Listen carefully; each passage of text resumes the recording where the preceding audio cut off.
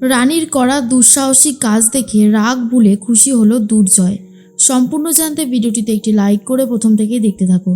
গল্পের শুরুতেই দেখা যায় রানীরা তো ট্রেনে করেই ফিরছিল, আর ঠিক তখনই হুট করে ঝড় বৃষ্টি শুরু হয়ে যায় এমনভাবে যে ট্রেনটা মাঝপথে দাঁড়িয়ে পড়ছে। আর তার মধ্যেই ওই মহিলাটার ভীষণ পেটে ব্যথা শুরু হয়ে যায়। তখনই রানী বলে, কী হচ্ছে আপনার, কষ্ট হচ্ছে? তখন সেই প্রেগনেন্ট মহিলাটা বলে, হ্যাঁ আসলে আমার শরীরটা খুব খারাপ লাগছে, পেটে ব্যথাটাও আস্তে আস্তে বাড়ছে। রানী তখন বলে, সর্বনাশ, কি হবে তাহলে? এখান থেকে তো এখনও অনেকটা দূর স্টেশন, কি করব? আর তখনই সবাই বলে, এই অবস্থায় বেরোনোটাই আপনার ভুল কাজ হয়েছে, এখন তো খুব সমস্যার মধ্যে পড়া যাবে।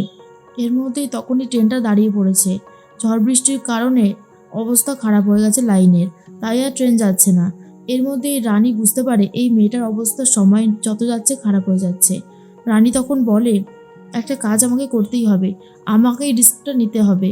তখন মহিলাগুলো বলে, কিন্তু তুমি পারবে, তোমার তো নিজেরই এই অবস্থা রয়েছে। রানী তখন বলে, এক মিনিট। এরপরেই ডাক্তার ভূমিকে ফোন করে বলে, ডাক্তার আন্টি।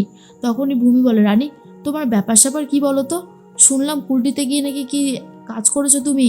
তখনই রানী বলে, ডক্টর আন্টি, আমি এসব নিয়ে তোমার সাথে পরে কথা বলবো।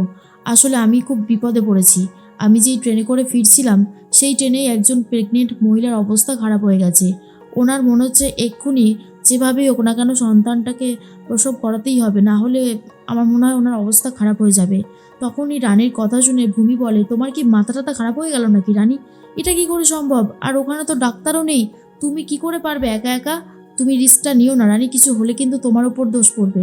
তখন ডাক্তার ভূমির কথা শুনে রানী ভয় পায় না, উল্টে আরও বলে, কিন্তু ডাক্তার আন্টি চোখের সামনে এরকম একটা তরতাজা প্রাণকে আর একটা বাচ্চাকে যে কিনা পৃথিবীর আলোই দেখেনি চলে যেতে দেখবো, এটা কী করে হতে পারে? না না, তুমি আমাকে বলো কি করতে হবে, আমি যথাসম্ভব চেষ্টা করব, তুমি আমাকে বলো। তখনই ভূমি বলে, ওয়াটার ব্রেক করলে কিন্তু অনেক বেশি সমস্যা হবে। ঠিক আছে, তুমি লেখো, আমি তোমাকে যেমনটা বলছি তেমনটাই করবে। এরপর রানী ডাক্তার ভূমির কথা শুনে সব কিছু লিখে নিচ্ছে। আর ভূমি তখন বলে, খুব সাবধান কিন্তু রানী, এদিক ওদিক হলেই কিন্তু গন্ডগোল হয়ে যাবে। রানী তখন বলে, আমাকে পারতেই হবে ডক্টর আন্টি, তুমি চিন্তা করো না, আমি দেখছি কি করা যায়। এই বলেই ফোনটা কেটে দেয়। আর তখনই রানী বলে, দেখুন কাকিমারা, আপনারা আমাকে একটু সাহায্য করুন, আমি একা একা কিছু করতে পারবো না। অনেকেই বলে, এই মহিলার যদি কিছু হয় দোষ তো আমাদের ঘাড়ে এসেই পড়বে, তাই না? আমার কিন্তু যথেষ্ট ভয় লাগছে বাপু। রানী তখন বলে, চোখের সামনে যদি আজকে এনাদের কিছু হয়ে যায়, এনার আর এনার সন্তানের, পরের দিন যখন খবরটা পাবেন ট্রেন থেকে নেমে গিয়ে, ভালো লাগবে? তখন সেই মহিলা বলে, না সে তো লাগবে না। তখন রানী বলে, তাহলে একটু সাহায্য করুন না, বিনা চিকিৎসায় চলে যাওয়ার থেকে চিকিৎসা করাটা কি ভালো তো? এরপর সবাই মিলে রানীকে হেল্প করে। রানীর কথা মতো সবাই হেল্প করছে, আর ভূমির কথা মতো রানী কাজ করছে। একে একে সমস্ত জিনিসগুলো খুব সুন্দরভাবে করেছে রানী। এরপরেই বাচ্চাটার কান্নার শব্দ পাওয়া যায়, আর সবাই বলে, ওই তো কি সুন্দর ফুটফুটে একটা মেয়ে হয়েছে, দেখতে কত সুন্দর হয়েছে। এরপর রানী বলে, সোনা, তোকে আমি এই পৃথিবীতে এনে দিলাম, তুই নিশ্চয়ই তোর মায়ের দুঃখ কষ্ট বুঝবি। আজকে আমি না থাকলে হয়তো এনার আরও বেশি কষ্ট হতো। ঠাকুর হয়তো এটাই চেয়েছিল, তাই জন্যই মাঝ রাস্তায় আমার গাড়িটা খারাপ হয়ে গেল। এরপর ওনার সন্তানকে ওনার হাতেই তুলে দেয় রানী। আর এদিকে ঝড় বৃষ্টি কমে গেছে, আর খবরে জানা যায় ট্রেন এখন ফিরছে স্টেশনে। তখন দুর্জয় বলে, গিয়ে তাহলে আমি নিয়ে আসি মহারানীকে, আর কি করা যাবে? তখনই শুক্লা বলে, হ্যাঁ হ্যাঁ যা, আবার রাস্তাঘাটে কোন সময় আটকে পড়বে আর তো বলা যায় না, বেরোনোর পর একটা না একটা বিপদ লেগেই আছে। এরপর জেঠুমণি বলে, চল আমরা গাড়ি নিয়ে যাচ্ছি। জেঠুমণিকে তখন দুর্জয় বলে, না না, তোমাকে যেতে হবে না, তুমি বাড়িতে থাকো, ওয়েদার তো ভালো না, আমি গিয়ে বরং রানীকে নিয়ে আসছি। জেঠুমণি বলে, তাহলে আমি যাব না? দুর্জয় বলে, না না, তোমাকে যেতে হবে না, তুমি বসো না, আমি আসছি, বলে বেরিয়ে যায়। এদিকে দুর্জয় বেরিয়ে যাওয়ার সাথে সাথেই বাড়িতে এসে গেছে কুমুরা। কুমুকে দেখে শুক্লা বলে, কিরে এত লেট হলো কুমু? কুমু বলে, আসলে আজকে ডক্টর রেড্ডি কলকাতাতে এসেছে, তার সাথেই কথা বলতে গেছিলাম। তার মধ্যেই চলে এসেছে বিপাশা আর বলে, কী হয়েছে কুমু, এত দেরি করলি কেন? কুমু তখন বলে, মা বলো না, ওই আজকে তো ডক্টর রেড্ডি এখানে এসেছে, তো ডক্টর রেড্ডির সাথে মিট করতে গেছিলাম, আর কি কি করতে হবে সব নিয়মকানুন জেনে নিলাম। ডক্টর রেড্ডি এখানে এসেছে একজন পেশেন্টকে অপারেশন করবে বলে। বিপাশা বলে, তাই নাকি, তাহলে তো ভালোই।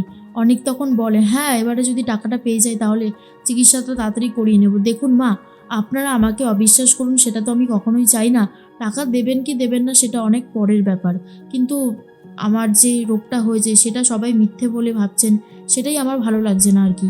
বিপাশা বলে, না না, সব যদি সমস্যার সমাধান হয়েই যায় তাহলে টাকাটা তুমি খুব শিগগিরই পেয়ে যাবে।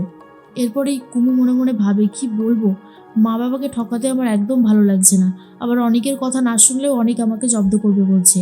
এরপর বিপাশা কুমুর দিকে অনেকক্ষণ তাকিয়ে থেকে দেখে আর বলে, সব তো ঠিকই হয়ে গেছে, তাহলে কুমুর চোখের থেকে জল পড়ছে কেন, বুঝতে হবে ব্যাপারটা। এর মধ্যেই স্টেশনে ট্রেন ঢুকে গেলে রানী আর ওই মহিলা আর তার বাচ্চা তিনজনেই নেমে এগিয়ে আসে, আর তখনই মিডিয়া থেকে ঘিরে ধরেছে রানীদেরকে আর বলে, আপনি যে এরকম একটা দুঃসাহসী কাজ করলেন, আপনার কেমন লাগছে?